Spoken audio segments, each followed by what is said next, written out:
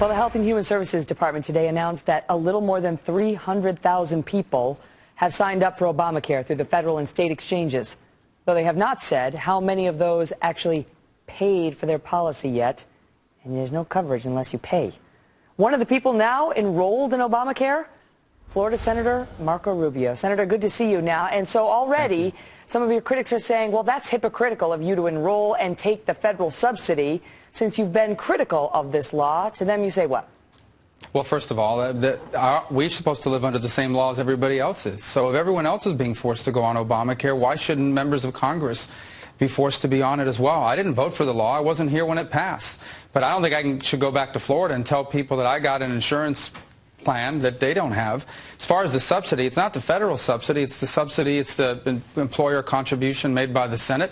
Senator Vitter has proposed eliminating that. I would support that, but in the interim, I'm going to follow whatever law applies to everybody else. I don't think members of Congress should be able to have laws separate from the laws that everybody else has to live under. Now, in the meantime, you and your Senate colleagues got some emergency letter today from the disbursing office, sending an urgent mass email to everyone saying, you think you may be in Obamacare, but don't trust any confirmation you've received from the D.C. Health Exchange. Don't rely on your My Account page.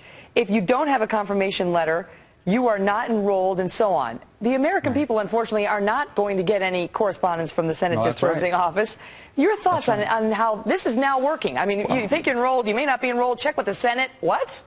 It's extremely disruptive. Now, look, for members of Senate, like you said, there's a disbursing office that's out there alerting people that they may have a problem. And it's not just members, by the way, it's staffers and people like that. But what about the American public? I had someone approach me on Sunday at a wedding who said that her deductible is now close to $6,000. So she's basically, in her mind, uninsured because she doesn't have $6,000, and she's going to have to come up with $6,000 just to begin to access the health insurance that she now has. So all of these changes, not just what you've outlined, but all the others that we're seeing, are going to prove to be extraordinarily disruptive to millions and millions of people across the country. On the subject of the 300,000 enrolled so far, it's too little. They don't have enough people. They wanted 7 million by March. They're not getting them at this pace. I mean, anything could happen, I suppose, by March, but right now, they're nowhere near on track. And the problem for them is even the numbers they have, we're told, include a disproportionately small number of the healthy young people they need for this law to work. Right. That means the insurance companies have a different risk pool than the ones they bargained for. But HHS and the Obama administration foresaw this possibility to some extent and guaranteed the insurance companies a form of bailout, or however you want to call it, if the risk pool wound up being bad for them. The insurance companies are getting ready to ask for that bill to be paid, and we, the American people, are the ones paying it. You're trying to stop this. I mean, this is one of the things, if you got to see what's in the bill so we can find out if you like it. You're trying to stop this now, but do you have any hope of actually doing so? Well, I hope people will be outraged by it. Look, this thing called the risk corridors, and the concept is most companies are going to make money. A handful may miscalculate.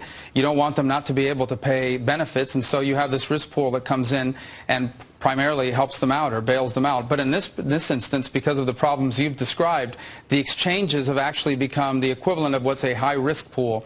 Very sick people, older people, people that cost a lot more money to insure, meaning that's not what these companies bid on. So two things are going to happen. One, they're going to come to the federal government for money to help them out with their losses. And two, next year, they're either not going to try to be part of the exchange or they're going to dramatically raise premiums and deductibles.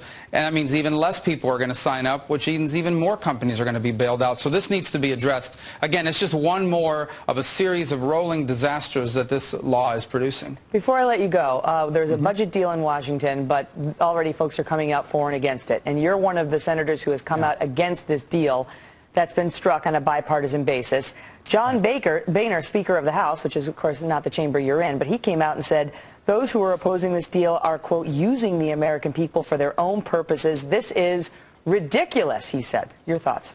Well, look, unfortunately, the budget, what it does is it increases spending by about $60 billion over the next 2 years, going above this cap that, by the way, Congress imposed on itself, meaning these caps now that they pass in Washington are meaningless because they come back a year later and go over them. But here's the problem. It raises it by $60 billion, the spending, but it pays it over 10 years. Well, you know how that works. I mean, over the next couple of years, they'll forget it, and they'll keep borrowing more. The fundamental problem that we have here is we have a government that continues to spend more money than it takes in. It's doing so at an alarming pace. And our children are going to have to pay for this. Not just our children. Many of the people that are around today are going to have to pay. We are going to have a debt crisis in this country. It is going to continue to destroy jobs. It's going to disrupt the functions of our government. It's going to threaten our national security. When are we going to get serious about dealing with this once and for all? Good question, Senator Rubio. We'll save that one for another time. Thank you, sir. Thank you.